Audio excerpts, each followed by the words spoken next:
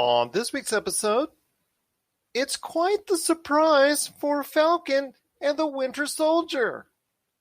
Lord of the Rings has quite the price tag, and what in the world is Epic's Metaverse?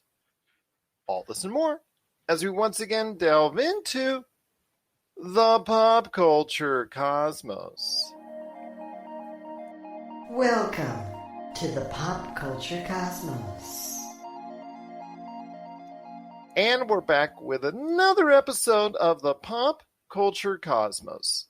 This is Gerald Glassford from Pop Culture Cosmos, Game Source, Inside Sports Fantasy Football, and the Lakers Fast Break. We truly appreciate everyone out there listening to all of our shows, and if you can, please give us a 5-star review on Apple Podcasts. Plus, if you can like, share, subscribe, follow, or do anything that you can to support us right here at the Pop Culture Cosmos, it is sincerely appreciated. But it wouldn't be a Pop Culture Cosmos without my good friend. He's our own master crafter of Pop Culture Cosmos. You got to go ahead and check out what he's doing today at popculturecosmos.com.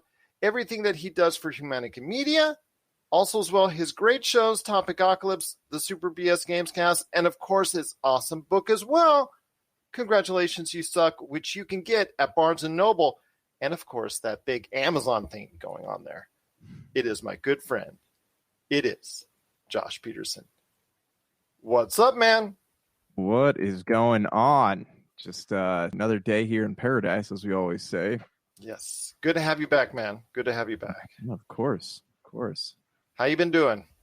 Good, man. I mean, besides some lower back pain, I think I'm doing okay. I'm alive. I'm breathing. You know, there's a lot of pop culture stuff going on. So I have that to be grateful for. Caught your and Marcus's conversation about NFTs the other day. That was a pretty good summary of what that is. I didn't know what those were. I just kept hearing that term over and over again. So doing pretty solid, man.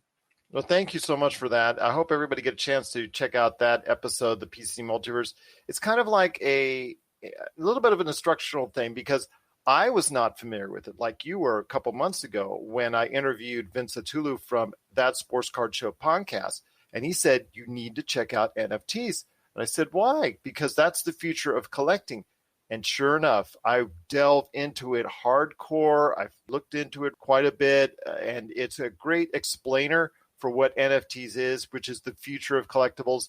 Plus, you know, it gets into crypto coin a little bit and things of that nature that Marcus invests in and is a kind of a bit of an expert on himself. So it was a great conversation along with all the other great stuff there. So I hope everybody gets a chance to check that episode out as well. But we've got our own great episode because we're going to be talking Falcon and Winter Soldier episode 5, which just dropped off. There's only one show left in the series, which I'm kind of disappointed for, unless they do a season 2, which they've talked about, but they haven't confirmed that will be happening yet. So Episode 5, we're going to be reviewing on today's program, so there will be plenty of spoilers. So if you haven't watched it, put us on pause, and then go ahead and hit play after you check out the episode. Plus, also as well, we're going to be talking about Lord of the Rings, one of our favorite subjects always to talk about when it's relevant. And 2 things within the world of the Lord of the Rings came as far as news is concerned, so we'll talk about that coming up in the show. Epic has its Metaverse. What is it? And why is it so valuable? We'll talk about that coming up later in the program as well. Resident Evil, they had a kind of a thing where they talked about all the stuff that they're doing for Resident Evil Village, a multiplayer, something to do with Netflix as well. And we're going to go ahead and mention that on the back end of the show. But Josh, I know that there's a lot to talk about as far as rumors are concerned. So I know you wanted to bring that up. So let's take a stroll down to Rumorville. As you know, Rumorville is one of my favorite places. Have a timeshare there. Currently building a house. Just beachfront property. Yep, I just sit there and I rumor watch. You know, that's what I like to do. So, okay, Falcon and Winter Soldier, right? Ever since Madripoor showed up, everybody's been wondering when the X-Men are going to show up, right? We thought that was going to happen in WandaVision. It seems like in every series there is a subtle nod to the X-Men, right? And everyone thinks like, oh, this is it. and it never happens, right? WandaVision was just them really just messing with us, and then this one is the first like physical evidence that the X-Men universe exists, in the form of Madripoor. So there was a leak, and this is on inverse.com, is on comicbooks.com, and I think is on Screen Rant. Kind of have the same reports here that somebody, a quote unquote reliable source, has said that Kevin Feige is currently developing 4 projects in the realm of Wolverine. So with the new Doctor Strange and the Multiverse of Madness, they're ready to open up the multiverse. We talk about, if you paid attention on Friday, I don't know if we'll talk about this later, but Alfred Molina talking about how he's playing the same version of himself. Yeah, we were going to mention that. Okay, so we'll get to that in a little bit, but the multiverse is opening up, right? And I think it's officially starting with, I think Spider-Man comes out before Doctor Strange, right? Spider-Man does come out before Doctor Strange, yes, because Spider-Man is opening before the end of the year. It is determined to go ahead for Christmas. Okay. The setting takes place during the winter, so there is a Christmas tie-in to that. So it is coming out this Christmas. If you watch the first Doctor Strange movies, all these mentions of the multiverse, right? They talk about the different universes, multiverse, dark dimension. Then Multiverse of Madness is coming out. But then also in the last Spider-Man movie, they talked about how Jake Gyllenhaal is from a multiverse, even though he wasn't. He's just, kind of messing with them. But that being said, we have the multiverse, right? So now these rumors are stating that Kevin Feige is currently in pre-production for 4 Wolverine series. So 2 of these Wolverine series are going to be anthology series to kind of explore the origins. And I guess they'd be done in the form of like a Disney Plus show in the same vein as like Falcon and Winter Soldier. One would be the Weapon X story. And then the other one, they weren't really specifying what the other one was, but they know for sure one of them is supposed to adapt the Weapon X arc. And then that will take place in the mainline MCU. And that's supposed to capture like a younger Wolverine, younger Logan.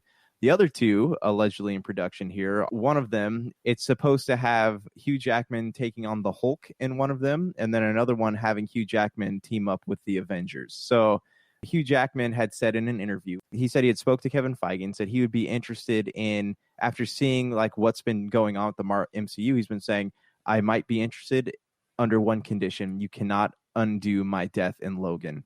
So allegedly, this would be another version of Hugh Jackman's Wolverine from a different part of the multiverse.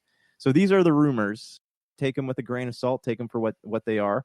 But I personally think that would be really cool to see Hugh Jackman in a movie with Mark Ruffalo. Like, that would be cool because that's one of the like best comic book arcs out there, especially if you've ever read any of the Ultimate comic book arcs where where Wolverine fights the Hulk. Like, it is really cool. So that would be something that I'm definitely interested in. I don't care what they do with Wolverine at this point, as long as they're true to his origins, but it feels like it'd be just a dying shame to not have Hugh Jackman be in at least one MCU film. I agree with you on that. But, with all those rumors, I mean, a lot of those sites that you're talking about, that's how they get people, and that's how they suck people in on those sites. It's all about rumors.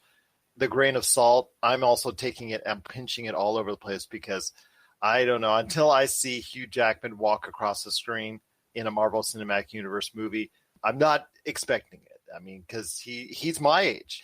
Time is running out, and he does not like to go ahead and the workout regime that requires you to bulk up for the Wolverine role. I mean, he's done it so many times now. I'm assuming it gets more difficult as time passes on. So for him to go ahead and do that one more time, I would be ecstatic for, but I'm not expecting it. Yeah, but I mean, with de-aging technology and like a stunt doubles, I'm sure they could do something. But yeah, I'm not like saying I'm not counting on it happening, but it just sounds like it would be pretty cool, and this is something that, especially when the MCU is kind of at a low point right now, like it would be great to have an Avengers-centric film with Hugh Jackman in it to bring people back to the movie theaters. I want to touch on something you said. You're saying that the MCU is at a low point. I kind of disagree.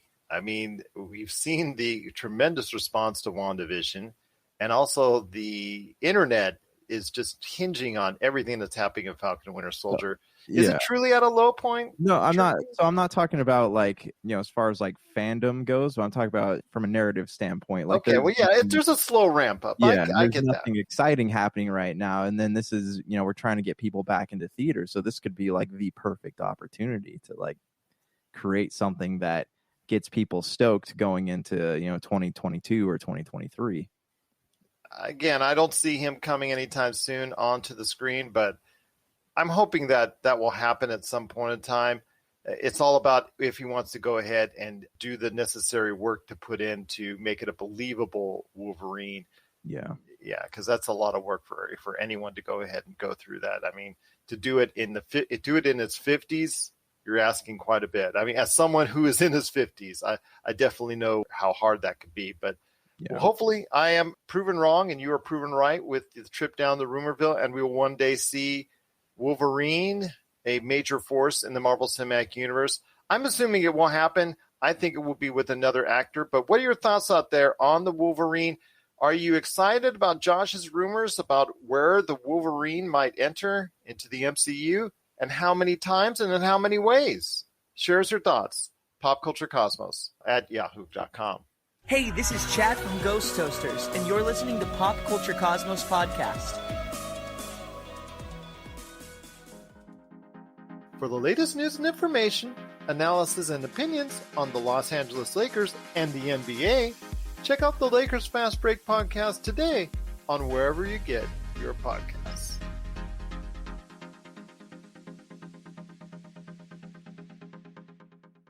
All right, my friend. Well, I'll tell you what, it's been a great time talking Falcon Winter Soldier. And I know talking about Marvel for you sometimes is like, okay, it gets easily burned. I know it's such a major part of pop culture, but you got to admit, episode 5, which it always seems to have a way each and every week to keep everybody talking, to keep everybody interested, to keep everybody going.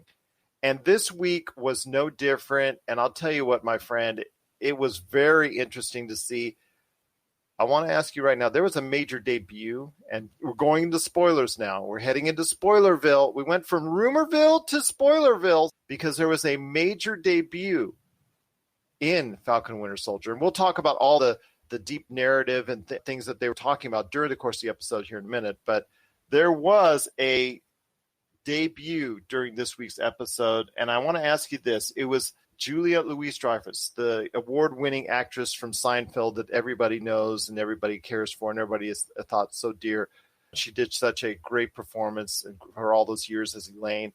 She joins the cast. She joins the show after a military, I don't say tribunal, or just basically where John Walker has to go ahead and fess up to his actions and stand up for his actions, and he is given a discharge by the military, and right after discharge. Was it dishonorable? I thought it was without any type of denotation on it. He just wasn't going to get any rank or wasn't going to get any. They had said it was like without honor or something like that, so I just assumed it was a dishonorable. Okay, yeah, I guess you could say dishonorable discharge. So he gets a dishonorable discharge, and he's sitting outside the courtroom after this devastating verdict that's been handed to him, and lo and behold, Julia Louis-Dreyfus as Contessa Valentina Allegra de Fontaine stops by. She drops the word to him that she knows everything. She knows that he took the super serum. She knows about what happened to Battlestar. She knows why he did what he did in killing that member of the Flag Smashers. But she says, you know what? Wait for my call, and you'll find a new reason to go ahead and become whole once again. And I don't know, man. I'm on the fence on it. I mean, I'm thinking she's got some villainous, evil things going on. And right now, I think when it comes to what's being talked about in the MCU, I want to hear your thoughts first off on her portraying that type of possible villain. And I hear rumors as well, speaking rumors, that she might be involved in Black Widow in some form or fashion, and that she could be a major villain going forward. But who is the bigger villain right now? Her or Alfred Molina spilling the beans on Spider-Man 3? I know. We could tell everyone we can stop talking about Tom Holland spoiling things for a while. Yeah. Alfred Molina dropped a big one, didn't he? Yes. For Alfred Molina, for Spider-Man 3 dropped a lot of secrets on what his character will be doing during the course of Spider-Man 3. The fact he's going to be de-aged, because we mentioned de-age earlier in the show. And I'm sure Marvel's not having a pleasant conversation with him right now. That was intense. He kind of just confirmed what we already knew, though, right? Like he's playing Doc Ock, just like he did in Spider-Man 2, the same one. So, all the rumors of multiverse are coming true. He also confirmed that Jamie Foxx, not confirmed, but Jamie Foxx, I think, confirmed this himself, that he was playing Electro, but just of a different color. And then Charlie Cox is going to be a legend. I'm curious about the Charlie Cox thing, if he's going to be like in a different... He's the only one keeping his mouth, the lip zipped.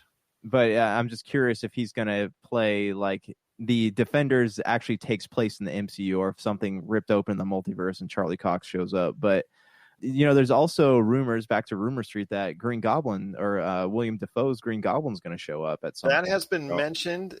We'll see. I mean, he's still very much an active actor out there, so definitely that could be something in play. But getting back to the episode 5 itself, after a initial fight between John Walker's Captain America and Bucky and Falcon over the shield, which eventually Falcon and Bucky won, it turned to more of a setup for what's coming up in the future, plus also a reminder of what's happened in the past as far as Isaiah Bradley's character and the thought and the weight of what Falcon may or may not do as far as taking up the mantle as a Black Captain America, and how powerful a message that was, and goes into Isaiah Bradley's backstory, which was so deep and which was so important, which was so moving and so touching to me, and so important to the past and what could be the future of what the MCU could be, as far as just how we treat each other better and how we deal with this better, because it's a reminder of such a dark past for not only our history, but also the MCU as well. So I want to hear your thoughts before I get back into Julia Louis-Dreyfus, because I've got some questions there, but I want to hear your thoughts on the episode as well. How did it flow for you? I know some people say it slowed down the pace because it was more of a setup. They thought it was going to be more action oriented. They were kind of a little bit disappointed. I thought it was okay. I thought it was pretty good in setting up what's coming up for the future for a final battle, because at the very end that they did that. But I want to hear your thoughts on episode 5, because I think it really was a moving, inspirational, and very educational episode for the Marvel Cinematic Universe. So, I have mixed feelings about this. Like, I love the way that it did start out strong. Love seeing John Walker's like slow descent into madness, because he eventually becomes like a Punisher type character, but with super soldier serum. We start to see that in the end of the episode as he's making his own shield. The introduction of Julia Louis-Dreyfus's character, bringing Seinfeld into the MCU is cool. I'm just kidding. They're not doing that. I can see Michael Richards being somewhere. Okay, so I know like there's rumors floating around, right, that a lot of people like left the show after this. It was a second episode, right, where the cops showed up and all that stuff. To me, like I thought, films like Black Panther, like they did a good job of equipping the social message to the film itself. So in this one, they kind of really like slowed the pacing down and almost like removed you from the story to deliver their social message. And like, I don't have an issue with it, but I can see why people would feel like it slowed down too much. That the whole thing with Isaiah Bradley, like it was emotional and packed a punch. It just, I don't know, it slowed the narrative down a little bit. Plus also there was a lot of bonding as far as fixing the boat between Bucky and Falcon. That may have slowed it down even more. I mean, the things and the notes and hearing the backstory of Isaiah Bradley and how it's being portrayed in the MCU, that to me was fascinating. And obviously what we can take with that and become better moving forward, and how Falcon is going to deal with it. That is going to be something that I can't wait to see. But the bonding between Falcon and Winter Soldier, I don't think I really needed to see that much of it, because the fact that they were already starting to bond over their fight with Captain America and John Walker for the shield and stuff. I thought there was already a bond already that had started there. I didn't think I needed it reinforced over helping fix that boat in Falcon's home port with his sister and all that. To me, like, I think that kind of, as speaking to their social message, like, I think that kind of helped strengthen that message a little bit, right? Showing that, like, communities can come together, people of different races can come together and work for the same goal. Of course. It was a long part, yeah, and is that Lethal Weapon, type scene that everyone kept saying was it's going to be here eventually, and I think that was kind of it. I don't mind seeing it at all. I just said I thought it might have touched on it too long. It might have stayed with it too long. Yeah, I agree. And like there is a lot, like, the Isaiah Jones part, the part on the boat, like there's a lot of things that, like, because you expect, especially like with WandaVision, how it just went up, up, up, up, up, up, up, up, up, up, up, up, like a roller coaster, and then this one kind of went up, up, up, up, up, up, down, down, down, down, down, down, and then I assume it's going to start going up, up, up again. But yeah, it was definitely had some stuff that was pretty slow. What I did like though, so the Isaiah Jones part kind of pulls you out.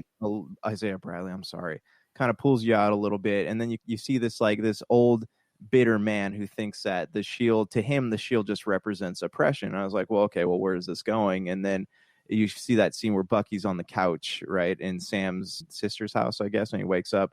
And to those kids, like, the shield is a symbol of like heroism to them. Yeah. So I mean, like, they did a good job of showing that like the shield means different things to different people. It's like they said it's complicated. It's complicated. Yeah. To some people, it signals oppression, like Isaiah, and then to these kids is a symbol of heroism. And then they have that scene where Sam picks up the shield and says that, he has that conversation with Bucky, and he basically realizes that the shield can become what I make it out to be. Like that conversation I enjoyed between those two near the end, where they come clear. Bucky clears his conscience about everything that's going on and why the shield is so important to him. And Falcon also expresses why the shield is so important to himself. That scene is very pivotal for them bonding. I appreciated that a lot more than just spending so much time repairing the boat. But again, I get why they were repairing the boat, because it is a bonding, bigger message in regards to unity, which should be embraced. But that conversation, I think, is the key to the entire series. Yeah. And I mean, I know that was kind of the message they've been trying to deliver with this series, right? Like, we all have the ability to shape our future going forward, but our future is going to be what we make it out to be, like, instead of people of all races, right, hang on to things from the past. If we're not willing to set the past aside and move forward in a way where, we can work in unison with each other, like, it's going to be a pretty dark future. And I think that, and maybe I misread what they're trying to say, but I feel like that was kind of a good message for them to send across. Like the director, he was the guy who wrote and directed Empire, had said, because he's the director of this show, and he had said after the first episode had premiered that, like, there's going to be a social message in it, but like Marvel fans are pretty good at like going along on that ride if it's done tastefully. And I think so far they've done things pretty tastefully and in a way that doesn't really isolate anybody. Absolutely. So it's very impressive. It didn't hit the highs as some of the previous episodes, but still, it's a very strong episode with an even stronger message that I hope everybody embraces and everybody understands. Again, the pacing, I think, is probably what's going to get people, because they slowed it way down, coming to a screeching halt. I'm looking for it, like you said, to ramp up again in this next episode, because the Flag Smasher's about ready to go ahead and wreak havoc, along with Batroc, who's looking for revenge on Falcon. So that was kind of interesting. And with Batroc, before I get into Julia Louis-Dreyfus and close out that conversation, with Batroc being reintroduced, he got released by Sharon Carter and is now working with the Flag Smashers. Yeah, okay. So I want to know about this, because it certainly hints that, I know a lot of people have talked about Julia Louis-Dreyfus as the power broker, but funny how Sharon Carter lets him out. So that's something I've been like talking up a lot. Like, I believe that Sharon Carter is the power broker. She's been in the right place at the right time always, and she's always got these like secret phone calls going on with people. And has access to satellites from Madripoor and all that. Yeah. Yep. So very interesting how that works out, but she knows what Batroc would do if she got him released, and she did. So I think that's a very telling sign there. Although I know a lot of people still think that Julia Louis-Dreyfus' character is the power broker. I'm kind of leaning towards Sharon Carter myself, and have for a couple episodes now. But before we head on out, I do want to touch on Julia Louis-Dreyfus one last time and her character.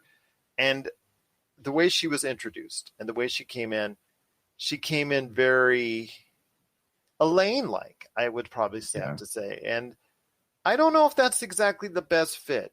I don't know. I'm kind of on the fence. I'm not sure yes, and I'm not sure no. It kind of seemed different because you wanted, ever since the buddy cop dialogue between Falcon and Winter Soldier kind of died down by episode 3, I noticed there was a tonal shift, getting more serious, getting more dark, and getting more pointed with a great deal of its tone. And she comes in here with a 5-minute thing. She's only in the show for that amount of time, but it was an odd fit. Was it for you? I don't know. Am I wrong on that? I don't know, because it just really seemed like it was an odd fit for me. I would have liked someone else maybe in the role to maybe fit better to match that tone. She comes in, does her shtick, but the problem is she comes in and does her shtick at maybe not the best time. Yeah, I don't know. It was a weird thing because we knew that wasn't going to be the last we saw of John Walker. No. For those of you that don't know, in the comic books, she is a villain named Lady Hydra, and before being recruited, Madam Hydra, and before being recruited by Hydra, she dates Nick Fury, right? Her and Nick Fury are lovers for a while, but she also works with the Russians as a spy. She's like Black Widow, but she's menacing and evil, whereas Black Widow can also be menacing and evil, but she has a conscience, whereas this lady you can't trust her with anything. And so it just seems very fitting that she would be part of the US government. Or is she? Or is she? Yeah, we don't know. But yeah, I don't know where it's leading. They kind of set that up and never really mentioned anything. If they had ended the show or did a post-credit scene with her calling him, that would have made more sense to me. But yeah, they just kind of throw this out there and say, hey, this is happening, and then don't talk about it again. And it seems kind of weird if she's going to be a major player to introduce her one episode before the show ends. Yeah, but I know, again, there's rumors that she might appear in Black Widow. Is she going to help Thunderbolt Ross in the formation of the Thunderbolts? That's something that we needed to talk about as well, because Baron Zemo was arrested. Winter Soldier caught up with him at near the end of the episode. That Winter Soldier caught up with him. Baron Zemo didn't try to resist, knew his time was up, and instead of killing him, Winter Soldier, Baron Zemo was taken away by the Dora Milaje from Black Panther in a very fitting end. And although it's kind of weird, though, the Dora Milaje are going to take him to the raft. And does that seem odd to you? Because the Dora Milaje, wouldn't they take him back to Wakanda? Yeah, I don't know. I mean, I feel like we haven't seen the end of Baron Zemo. But no, we haven't seen. I mean, obviously with the Thunderbolts, if that's on the horizon, he'll play a major part in that. But yeah, it just seems like out of place that the Dora Milaje would take him to the raft instead of Wakanda. Yeah, it was kind of out of place to have them there in the first place. But I think they wanted that so that they can kind of give a little more backstory on Bucky. It made sense for what they're trying to do with it. Yeah. Yeah, the raft is something we haven't heard about since Civil War, right? We don't know. They have not talked about that or touched on that for a while. So, and you know who's in charge of the raft? Thunderbolt Ross. Thunderbolt Ross, yeah. Yeah, Thunderbolt Ross. And he's the leader of the, I guess, the Marvel version of the Suicide Squad, the Thunderbolts. So I'm sure we're going to see him, and we'll see John Walker. We'll see them working together because John Walker eventually becomes the Captain America of the Thunderbolts. So yeah, I mean, I think they're definitely setting up for things right now. The with all the talk of shows and movies and stuff, the MCU's feeling a little full. You know how DC announced 30 projects before, and then it all kind of died down to nothing. So I don't know. I want to see things instead of having a build up towards them. I want to know that these are going to be things we'll see within the next 2 years. Well, we're only going to be able to see one more episode of Falcon and Winter Soldier, and that comes to a conclusion next week for season 1. Could be a season 2. We don't know. Maybe we'll see more of the Falcon and Winter Soldier, but episode 6 is coming out, and then after that, there will be a gap before June and Loki and Black Widow. So we're going to have maybe a lot to talk about in June when it comes to the Marvel Cinematic Universe. But after this week, it's going to be a little time off for the MCU. What are your thoughts out there on the latest episode of The Falcon and the Winter Soldier? We want to hear your thoughts. PopCultureCosmos@yahoo.com. Well, coming up next, Josh and I have still got a lot to talk about on today's program. We're going to be talking Lord of the Rings, Epic's Metaverse, and some Resident Evil coming up on the back half of the show. This is the Pop Culture Cosmos.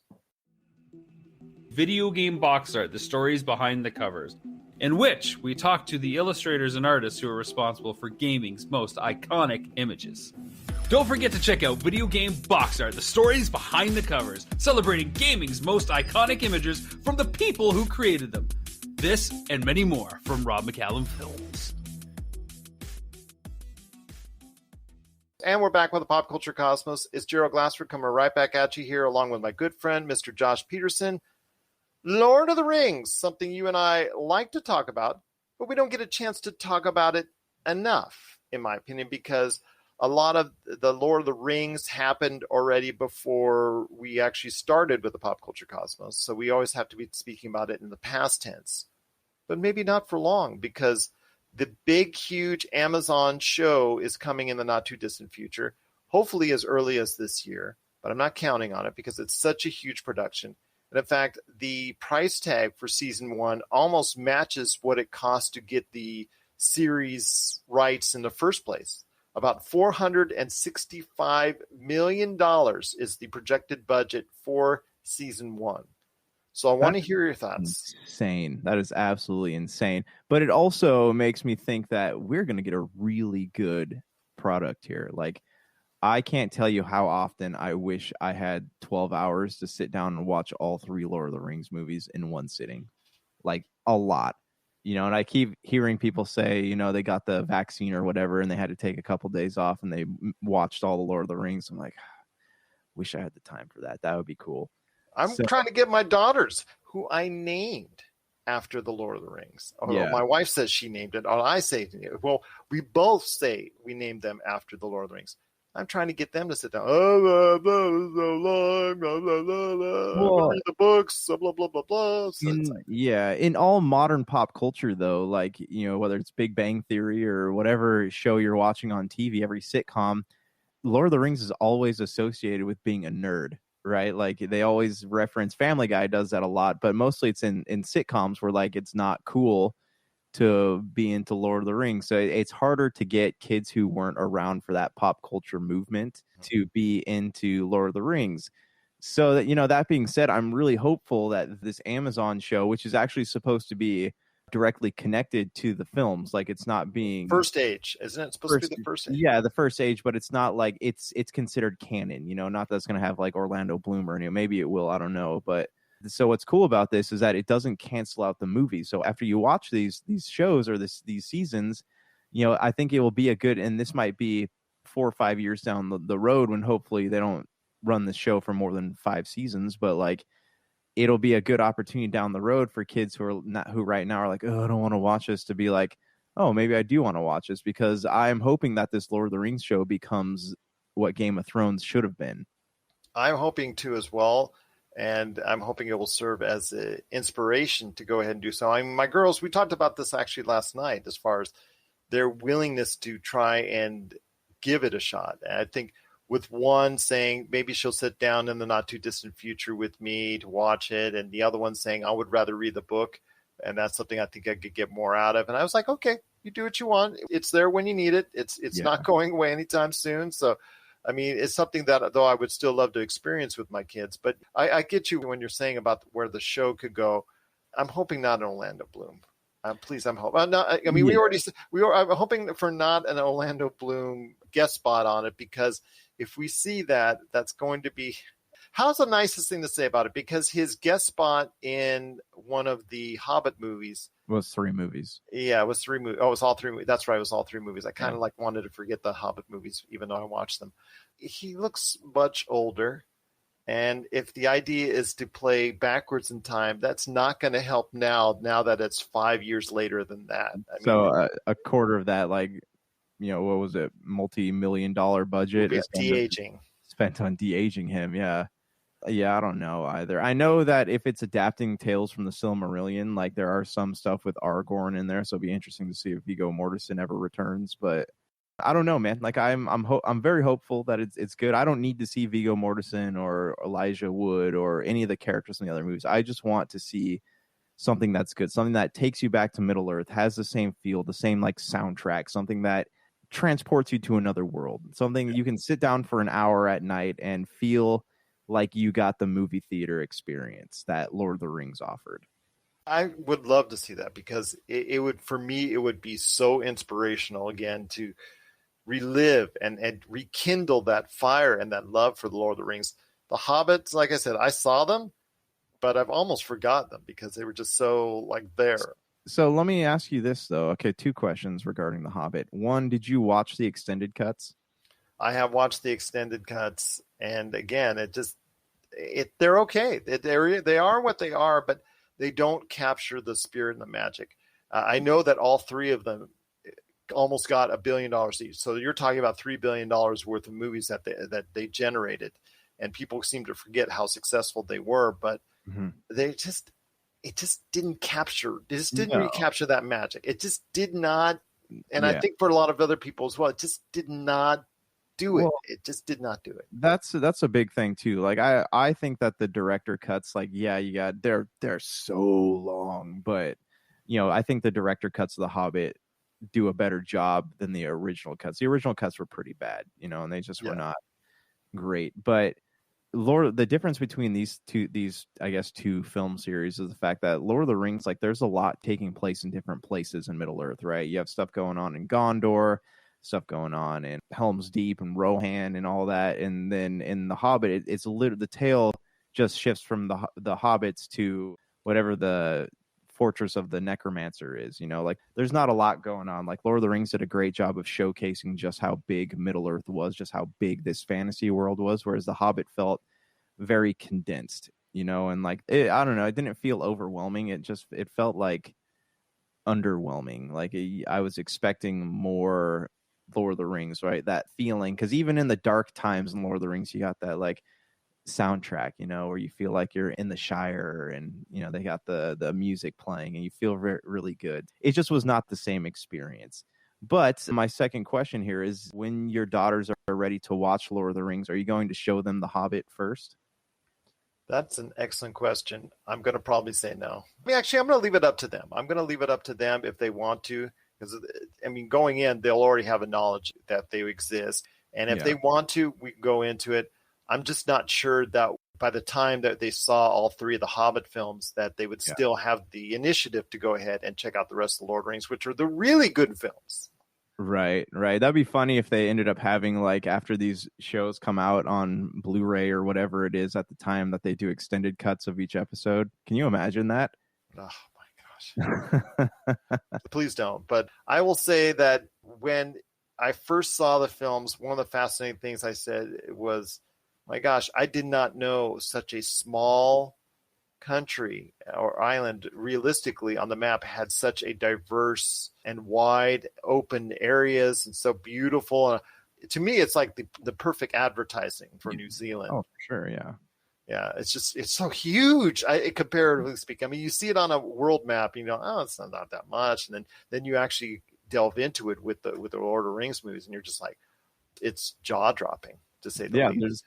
And it's not like, it's not heavily populated, I guess, would be like, you wouldn't find a lot of places like that here in the US. You'd have a lot of, like, in the Midwest, you have a lot of like open prairies, but that's not very Middle Earthy. Like, you go to any areas that have like mountains and stuff, there's cities just sprouting all over the place. You go to New Zealand and it's like, there's a lot more, I guess, nature and countryside out there, which is cool.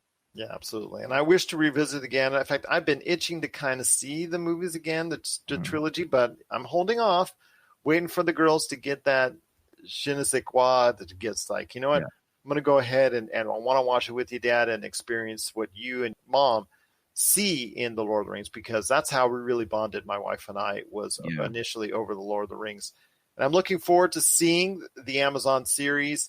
But before we leave the conversation on Lord of the Rings, I also want to mention that also this week there was good news for Lord of the Rings, because obviously with a price tag comes the fact that it's on the way for season 1. But unfortunately, there was a cancellation that Amazon was involved with in regards to Lord of the Rings, the massively open world role-playing game that they were in. That unfortunately got canceled because of I think the Chinese developer, there was an issue with Tencent and I guess the direction of the game itself. That to me was disappointing. And all I'm going to say is I know there's a Hogwarts online RPG that's coming out in the not too distant future.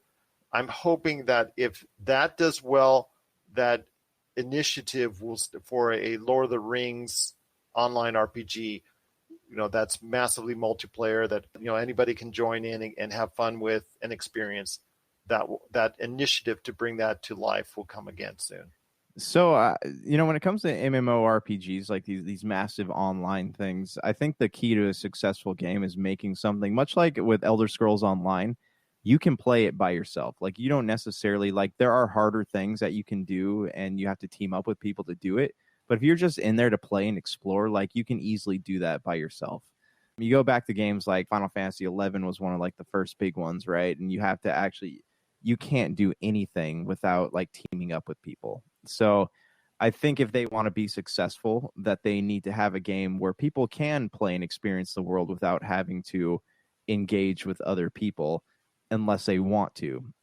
Because it's hard to really enjoy the mythology of a game, especially with something with as rich mythology as Lord of the Rings, if you have to rely on other people to do it. And even when things are going on, you're constantly looking at the chat. What is my team saying? What am I supposed to do? Am I supposed to heal this person? You can't really enjoy an experience like that. And that would be my one concern with the Lord of the Rings MMORPG. But didn't they try this before? There's Battle for Middle Earth or something like that. There's been a lot of iterations of online Lord of the Rings games over the years. Yeah, there has been with the online Lord of the Rings. There is already. And I would like something where you can do both, where you can get together as a crew and go on a mythic quest with a bunch of your friends and a bunch of NPCs, because you do have so many different races within the confines of the Lord of the Rings that makes it adaptable for this type of format. Or like you said, you and I could just be a couple of orcs, put on our bad British accents and see what we can do to scour the universe out there. Mm-hmm. With our bad British accents, trying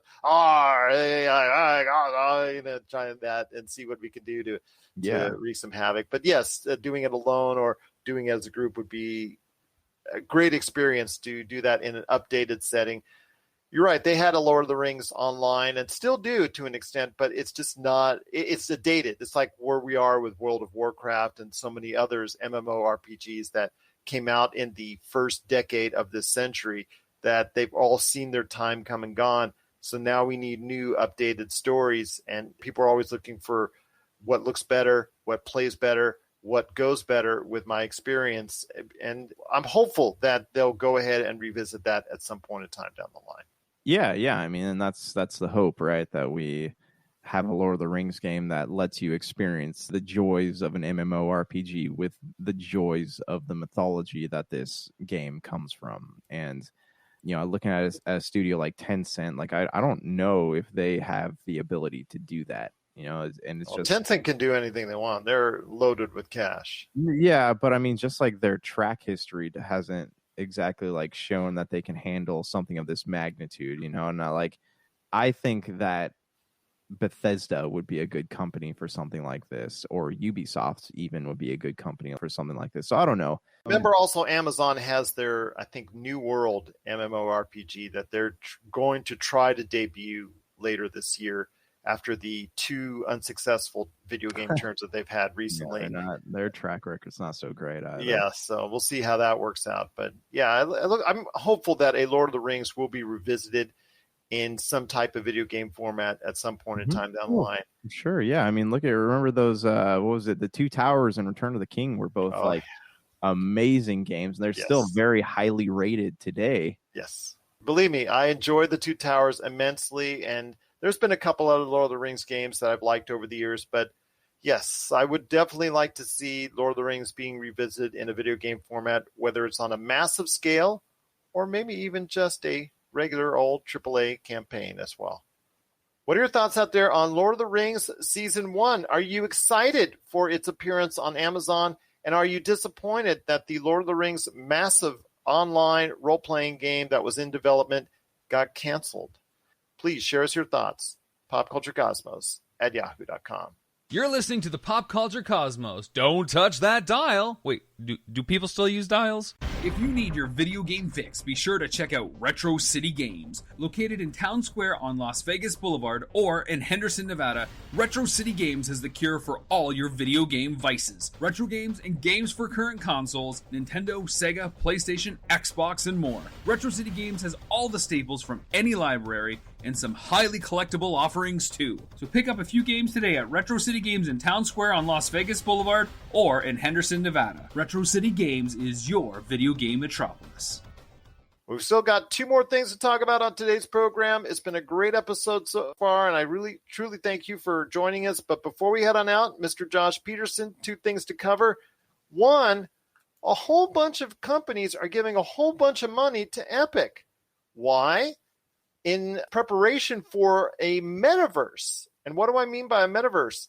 It's going to be Epic Games' version of a social connected network between players of course, their monstrous hit Fortnite, but also as well, big games like Rocket League and Fall Guys. So that's Fortnite, Rocket League, and Fall Guys coming into the mix together on a social network, creating this metaverse.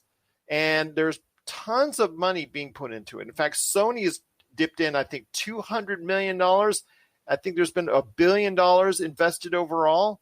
I want to hear your thoughts on this metaverse, how this social connected network might work, and if you think it's going to be the best thing for gamers. So a question for you. How much is Apple given? I'm not sure. I have to go check on that. I know Sony was the, I'm just kidding. Remember Apple, they're still being sued. Oh, that's yeah. You got me. Yeah, I've kind of baffled at this. I hadn't even heard anything about this. I think it's a good idea because you're taking some of like the biggest properties out there. It has a lot of players. I guess if it's going to be a social network, I guess the big question here is like, how are parents going to feel about it? How are they going to regulate this? Because the standard Fortnite player is anywhere from 7 to 30. So, I mean, it's a lot of potential for bad things to happen. So I guess that would be the big question, is how are they going to regulate this type of thing in 2021? Exactly. How are they going to regulate this? But it is very intriguing, and I'm kind of curious how this might work out, if it's going to run smoothly. I mean, with $1 billion behind it, there's no question on the type of possibilities that these games can have, and other IPs might be joining it. I hear rumors maybe Roblox might want to go ahead and join it. I hear other rumors that other big name IPs might want to join into the mix, but it is a metaverse for Epic Games. It's very interesting to see how this will go ahead and come about. I think one of the last things I want to touch on when it comes to this before we hit to Resident Evil is that if this works out, this could be something that a lot of other entities will emulate. These are not all under the same umbrella. They're not all Epic Games. Yeah. These are 3 different games from 3 different companies talking about joining together on a social network. If that's the case, could we see something similar within the Xbox, PlayStation, or Nintendo realm? Hey, anything's possible. I mean, it aren't like PlayStation Now or PlayStation Live, whatever it is, and Xbox Live and Switch Online. Aren't they kind of social networks unto themselves? Something like that. I mean, there's still pluses and minuses to it, but I mean, like for you with Mario right there, let's say you're going into the latest Mario and being able to connect on some type of platform, maybe within that game, going in and I guess interacting with a Zelda game, or a Zelda game going in and interacting with another Nintendo IP. A Super Smash Brothers per se. I mean, That's basically, I think, what's going to become the metaverse for Epic.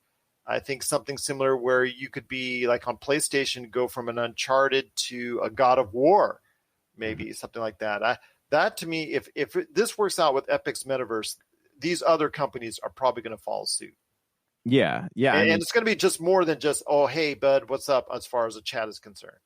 Yeah, and this could be the next big thing. I think Bungie kind of try to do that with the Halo Waypoint, right? They had boards where people could talk to each other, and there's new content that went out, whether it's sound file or video file or Easter eggs for the Halo game. So, I mean, this kind of thing has been done before, just not on this scale. So it'd be interesting to see how these features are incorporated. What is it going to be? Are you going to have like a Facebook style messaging board, or is it, people going to be able to have friends? And like, what is it going to look like? Is it going to be like an Instagram or Facebook type thing, or is it going to be something completely different? Are you going to be interacting with it? Are you going to say, let's say you're going from a mission in Fortnite and time runs out and your game's over on that, but you can walk into a game of Rocket League and join that up from the same interface?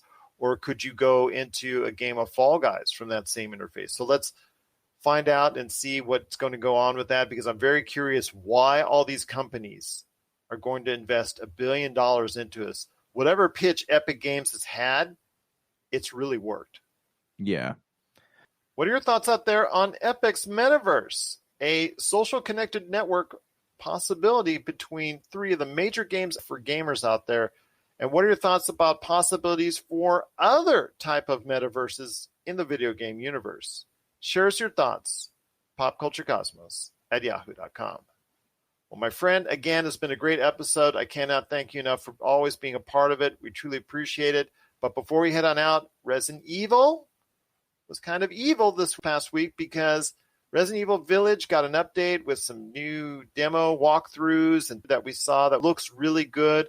I know they're adding a multiplayer component, which, yeah, I know they're adding a multiplayer component, which I don't know. That's always been hit or miss. And for a lot of people, it's been miss in regards to that. But I think they want to go ahead and continue the lifespan of this game beyond release. And the first 6 months of release, they want to go ahead and expand something. So they're hoping that a multiplayer will connect with an audience. And then also Resident Evil, the upcoming series for Netflix, that's coming out here, I believe, in July for Infinite Darkness. So that got a new trailer right around that time, because, they always have to go ahead and have these announcement settings now. It can't be done during E3. God forbid that should ever happen. My gosh, But I want to hear your thoughts. You know my thoughts on that. But I want to hear your thoughts on the outlook for Resident Evil Village and this whole Resident Evil IP. I'm not as big on it as other people are. I think it's not as big as it thinks it is anymore.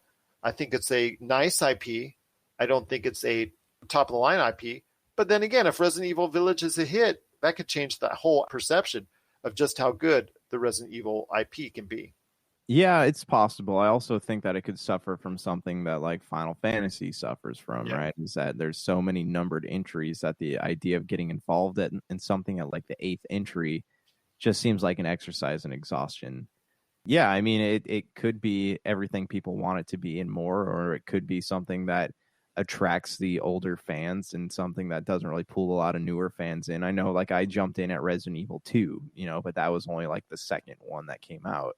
Anything's possible at this point. As for the multiplayer aspect of the game, like, they tried that. And, we talk about this all the time with Mass Effect, right? Like, it was something. Like, it wasn't fun. It wasn't awful. It was there. And with Resident Evil, I don't see that being any different. It's a third-person game, and it's, they're probably going to make ammo really hard to come by. And, unless it's anything like Left 4 Dead's multiplayer, I don't see it being highly successful. I don't see it being highly successful either, but I see the game, Resident Evil Village, if and when it gets released on time, could be a big hit for them, because the fact that there's been such a dearth of video game releases so far this year, as we talked about, because of coronavirus and all the other extenuating circumstances in regards to the video game industry at this point in time. A lot of things are getting delayed. So if something comes out this year, it could take advantage of that dearth of video game releases. So if Resident Evil Village does come out as scheduled, it could be a big hit, a bigger hit than maybe it would have been in other years. So I'm looking forward to it, man. I'm looking forward to it.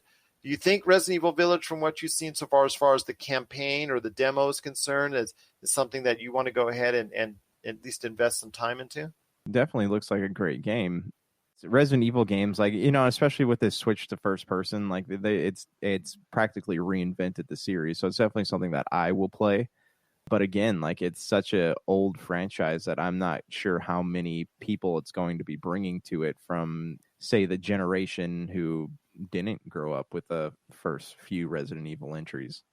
We'll see what happens with that. But before we go ahead and head on out, there was also a trailer for the animated series that's coming up in July, Resident Evil Infinite Darkness, and more talk about what's coming up later this year for a live action series coming to Netflix for Resident Evil. So Netflix is buying all in. They're all in on the Resident Evil IP. You think that's a good move? Basically, the reason why I'm saying that is because Resident Evil for so many years was a staple of Sony, and the movies came out year after year after year after year, and it kind of got burnt on them, and we were glad they were finally over. But do you think now's a good time to rekindle this type of interest in Resident Evil once again on a television format with Netflix? Yeah, well, I mean, the series of films is over, so why not? Why not reinvent it? Why not come out with something different? As far as like a streaming format type of thing, like, yeah, I can totally see it bringing new fans to the fold. So why not? I don't know how I feel about it. There's been enough time now between the movies that I might go ahead and take a look at the series. It all depends on how well the animated series, I think, for me is. If I like what I see there, I could get into a live action series down the road later this year. So we'll wait and see how that is. Resident Evil Village, it looks really good. Resident Evil Village with the high-res graphics on a PlayStation 5 or Xbox Series X, I highly recommend when it comes out, you may be playing those versions because the detail from what I've seen so far has been really nice. Yeah, for sure. All right, what are your thoughts out there on all the stuff that's coming up for Resident Evil Village, Resident Evil Infinite Darkness, Resident Evil live action series? We want to hear your thoughts. popculturecosmos@yahoo.com. Well, Mr. Josh Culture Cosmos, it's been a great episode, my friend. And as always, I'm so thankful that you've been part of it. For Friday's show, we've got Marcus de la Garza for the PCC Multiverse. I know we're going to be having our final Oscar previews because Oscars will be coming out this time next week. And then also we're going to be talking about Mortal Kombat, which will not be an Oscar contender. But I'm hopeful for Mortal Kombat at this point. But are you? Well, tell me your thoughts. I mean, what are you looking forward to with Mortal Kombat? Looking at the trailers, like it looks like it is something that could be okay. I'm not expecting it to be just fantastic and blow me away.